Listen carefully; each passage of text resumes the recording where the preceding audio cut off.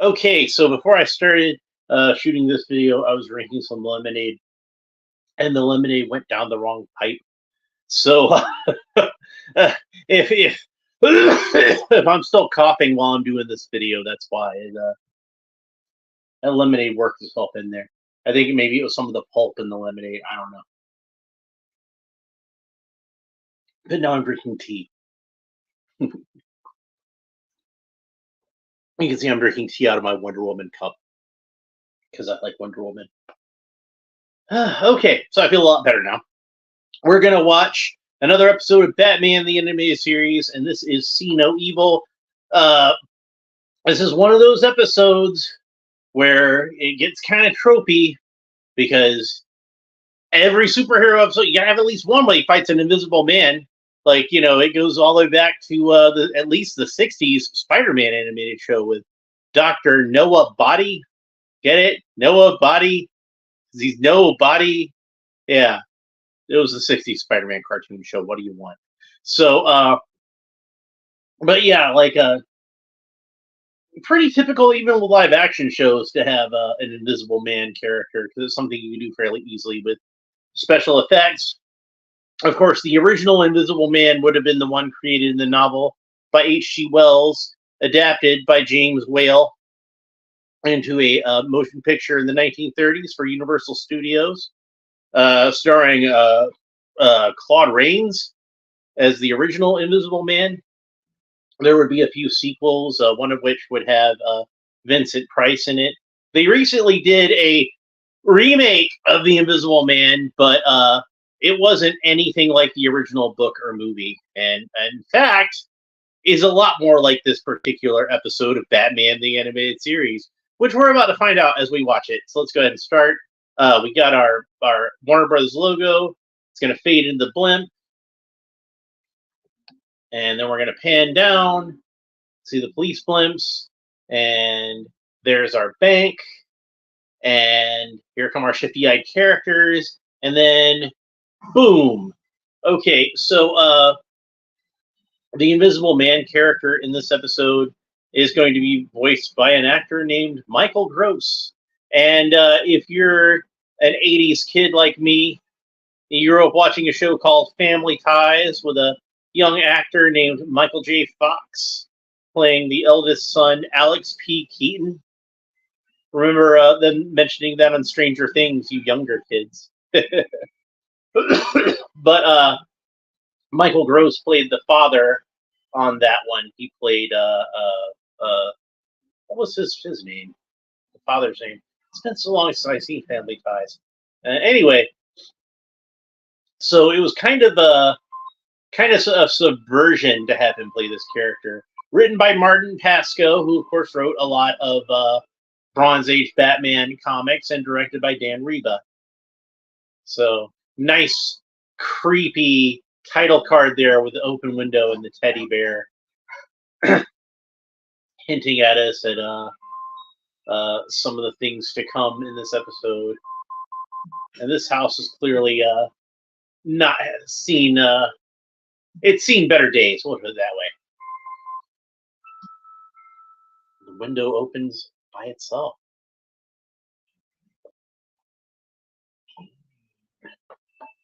And in the subtitles, it's told me the character speaking is called Mojo.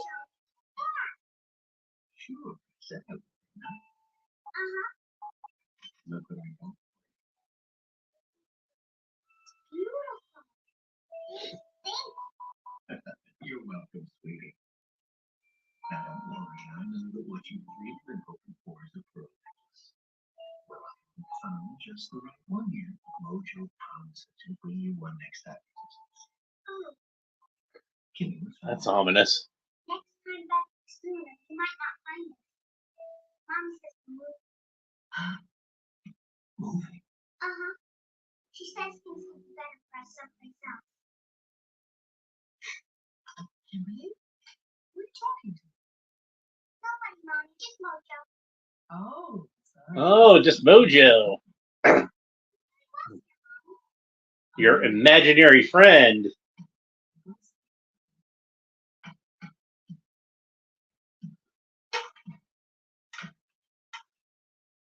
That's a nice little way of letting us know that Mojo was there. Gotham City Convention Center welcomes Gotham. I didn't have time to read it. I was distracted, sorry.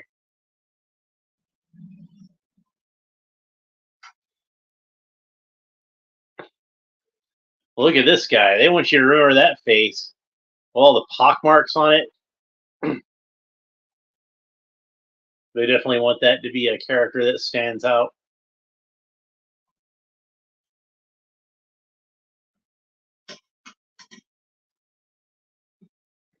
Let's open the briefcase, and what's he got there?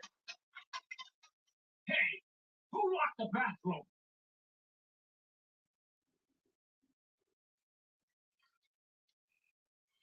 So he flips the dial on the suit, and he becomes invisible. And the briefcase became invisible too.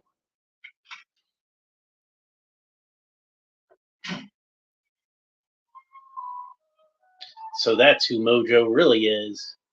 And there's Bruce Wayne looking over a watch.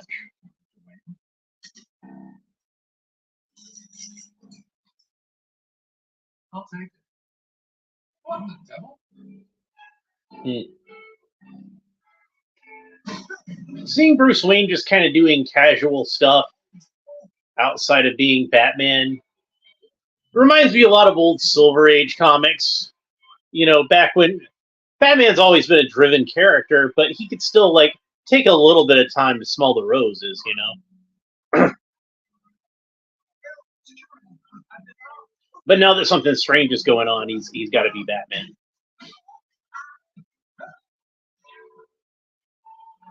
How many moves do we figure out what's going on? Hey, my piece has been stolen. Find some? The hapless security guards. Oh, Batman smacked one with the door.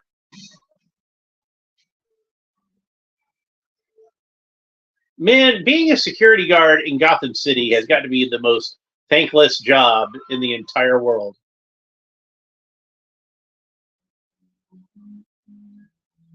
Who are you? I know you're in here. The construction worker.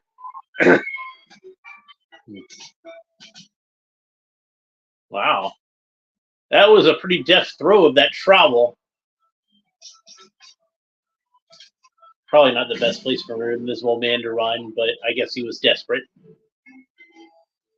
But Batman ain't got to be running over wet cement.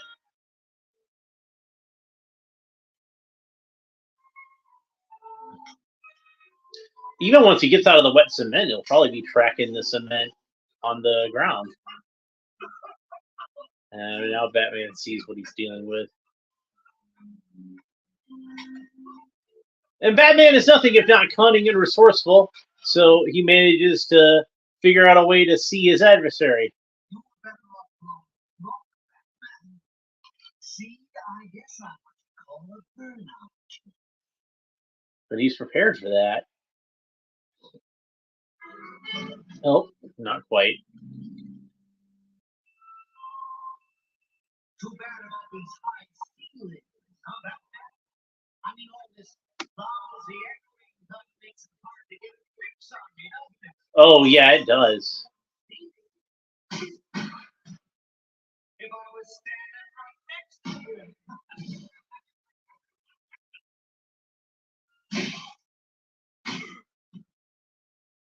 They're still calling the character Mojo in the captions. I guess they don't have anything else to call him, since we don't know his real name yet.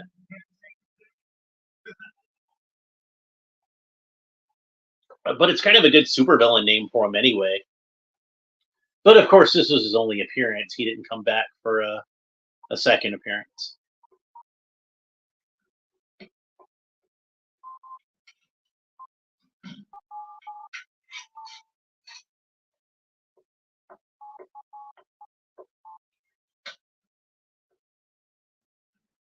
Dramatic music.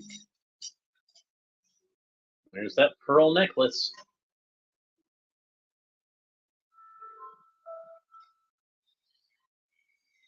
He seems like he's drawn to look like somebody. And of course, we see that a lot on this show. I pointed out several characters where it's like, oh, this character is drawn to look like, you know, Nicolas Cage or whoever, but I can't quite place who this one's supposed to look like. But he's definitely not a handsome guy. Mellow music.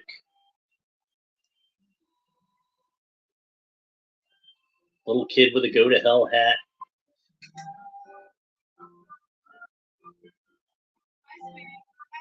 The mom's name is Helen. She's got a very attractive design. How did she ever get with an ugly mug like him? At least the little girl's cute. She definitely takes more after her mom.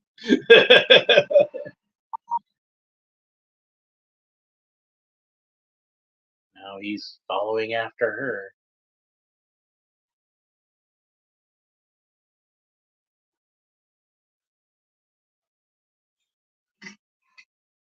I'll be back in an hour.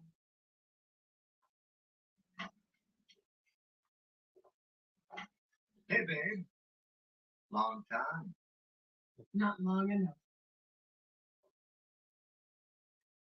Goth Mart. Did they tell you about the parole? I'm living in Gotham now. I don't care what you do, as long as you don't do it within 100 feet of me. The restraining order. You don't need that anymore. I was still above it. Doesn't she? What do you Hello, mean? Sean Franklin. Come on, babe. Good to see you. We're watching See No Evil on Batman the Animated Series.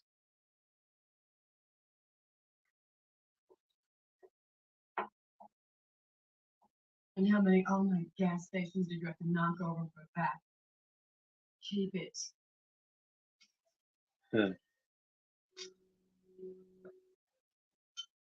Guy can't take no for an answer. Can't you see that? I can give Kimmy everything she'll let me. You stay away from her. Come on, baby. If you could just let her see me. Keep your hands off me. I told her all about you. She knows you're not supposed to go near her. Ellen, please. Cut me some slack here, will you? I can get anything you want. Want? All I want is for you to disappear. Okay. Okay. Huh. But just If you say so. Careful what you wish for. They gave him these kind of maroon eyes, like the way they described Hannibal in the novels. I don't think that the worry that Wayne Beck is responsible for this invisible man. After all, no business. All I know is every time there's some kind of supervillain in Gotham City with some kind of high-tech stuff, they stole it from my lab.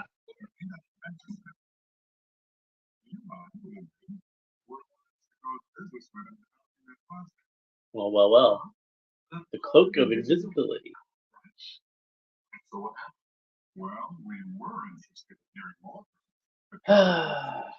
Before we could go into So they made that remake of the Invisible Man I was talking about with the lady from the Handmaid's Tale, and I heard it was a pretty good movie, but it really disappointed me because it wasn't based on the novel. The Invisible, it had nothing to do with it other than it had an invisible man in it, and he wasn't even like a man who turned invisible. He was a guy who wore a suit, if I remember correctly. I haven't seen it, like I said, but this is what I heard later, and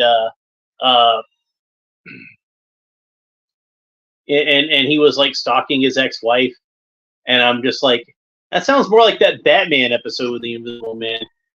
So, are you excited about Superman and Lois season 4? Yeah, I like that show. I thought that was a really good show. I've only seen like the first 2 seasons of it, so I think I still need to watch the 3rd season of it before I move on to the 4th season. So maybe that's up on Max now. I don't know, but yeah, I really enjoyed Superman and Lois. And who's your favorite Spider-Man, Peter or Miles? Well, I got to go with Peter Parker because that's the one I grew up with, right? I mean, that's the one that, like, if I'm a Spider-Man fan, it's because of Peter Parker. But I do like Miles Morales. Particularly, I liked him in the animated movies. Like, he was okay in the comics, but I don't think he ever really clicked with me in the comics. It was when I saw Into the Spider-Verse, that was the version of the character that I really liked.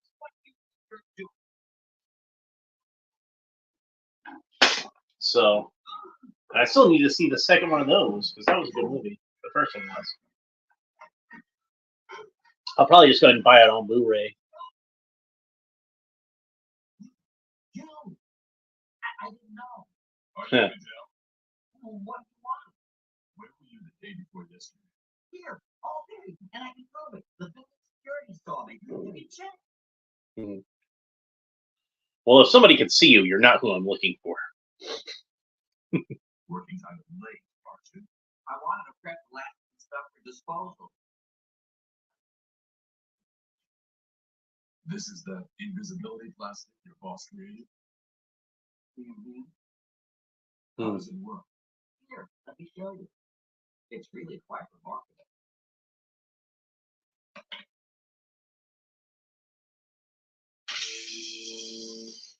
Those filaments embedded in the plastic. Mm-hmm. Run an electrical current through them, and the stuff bends right instead of absorbing it. Now, this is technology that the Army was actually working on at one point, where like they have a suit that could it would have cameras in on one side of it that would photograph what was behind you and project it onto the front side of the suit. So it was like a true camouflage.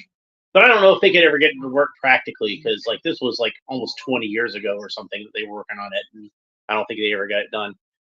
Have you eaten Superman cereal and Spider-Man cereal and Batman cereal? I've never had any Superman cereal. I have had Batman cereal from the 1989 movie back in 1989, and that was pretty much like kind of like Captain Crunch but shaped like bats. And I liked that. And then I had Spider-Man cereal in the 90s, which was kind of like Chex cereal, but like frosted Chex with Spider-Man shaped marshmallows and like various Spider-Man characters. So I had that one. I'm sure they've had other kinds of cereals since then, but I haven't really had any of those. So I think the closest I came to having a Superman cereal was when like he was on Corn Pops boxes for a while when Superman Returns came out. And he's taking his little girl. You know, they say that anytime a child is more likely to be kidnapped by his own parents than anybody else, his or her own parents. So usually, if it's a situation like this, How long ago did you see your dog? 5 minutes ago. You put her to bed. Batman? and he's gone. Because that's what Batman does. He just kind of vanishes. I was watching a documentary about the Adventures of Superman television show recently. As part of that Knick Knack series, going over all the shows that have ever been on Nickelodeon, and Superman was one of them. And they mentioned how Kellogg's was the original sponsor for Adventures of Superman. Speaking of Superman cereal, that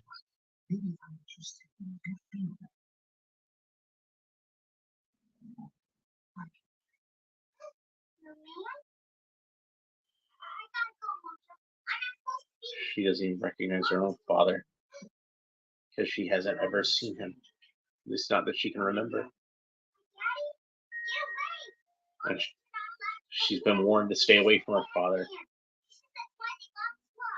Never mind. Poor little girl. You're coming with me whether you want to or not. Not in this lifetime, pal. Batman, the orphan child grown into the avenger of children.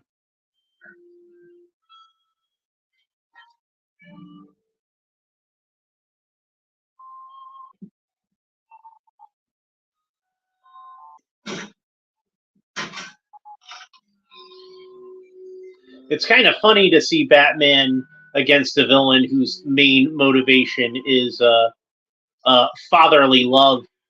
Even if it's a fatherly love that's kind of twisted and corrupted. If this guy really loved his daughter as much as he claimed, he would leave her alone. Maybe one day, you know, if if he had to,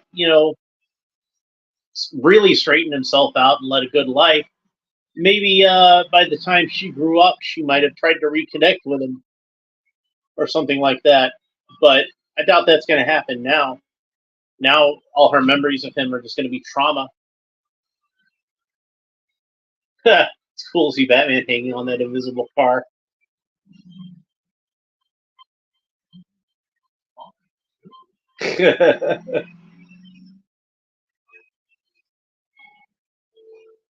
Man, the animation is really good in this scene.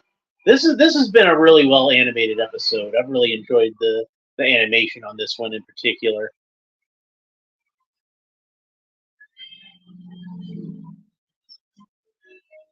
That's a cool design of a car. Too bad he lost his door. Uh-oh.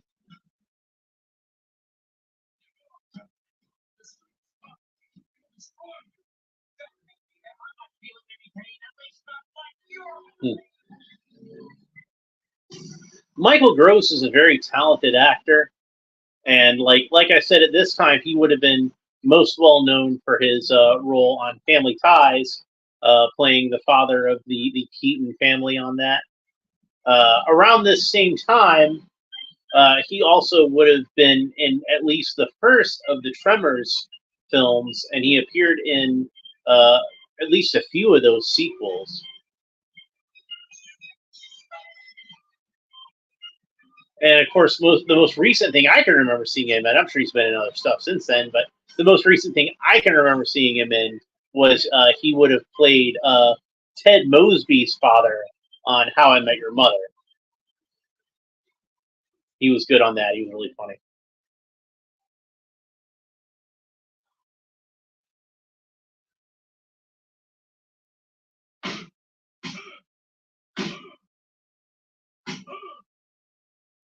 Even for Batman, it's hard to fight a guy you can't see, especially when he gets the drop on you.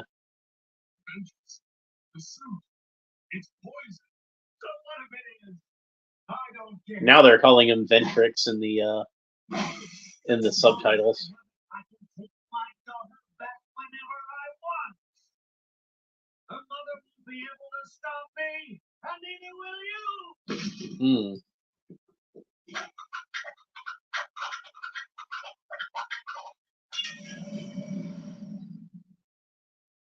And now that ought to even the playing field a little bit.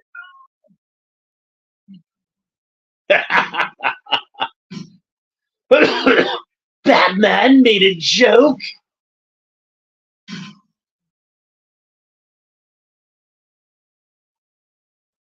Get ready for your biggest disappearing adventures. The one where no one sees you for 10 to 20. Boom. I'm pretty sure kidnapping your daughter counts as parole violation.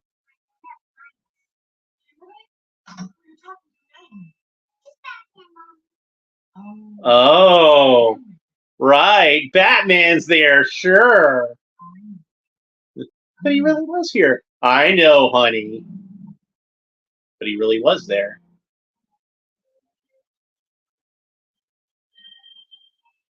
Of course he came back and checked on her. So that was See No Evil. A very good episode. I really enjoyed it. I hope you enjoyed watching it with me. So let's see. We got Kevin Conroy as Batman, but he's our only regular character in this episode. Dick Erdman as Elliot. Danny Goldman as Sam Goodell. Michael Gross, as Lloyd Ventrix. Ken Howard as Hartness. Elizabeth Moss as Kimmy. Elizabeth Moss? That's the lady from the remake of The Invisible Man. What the hell? Did they do that on purpose?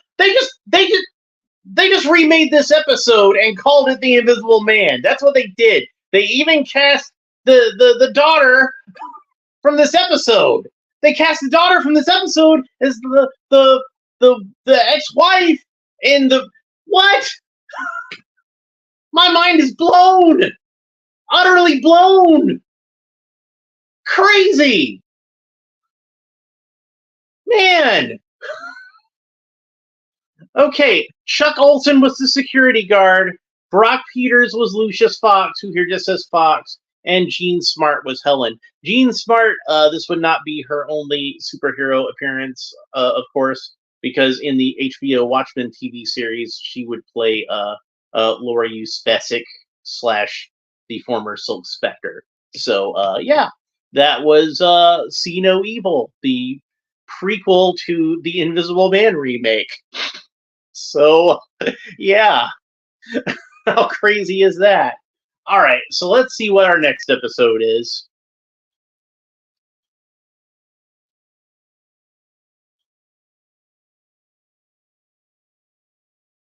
Okay, this is a good one. The Demon's Quest, Part 1. So, since it's a two-parter, that means we're going to watch both parts of the episode.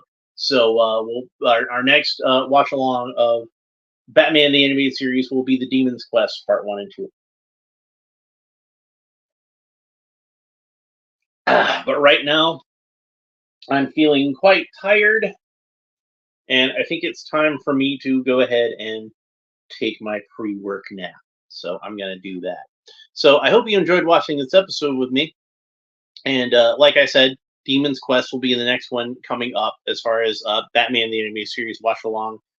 Tomorrow, I should be getting. I should be doing a video unboxing Shockwave for G.I. Joe Classified, and I'll time permitting, I might go ahead and do both of those episodes tomorrow. But it's going to depend on how tired I am, because I'm not going to get home till 7 o'clock this morning. So anyway, we will talk to you next time. Make sure you like and subscribe and all the fun YouTube stuff down below if you enjoyed this episode. Have a good one. We'll see you later. Bye.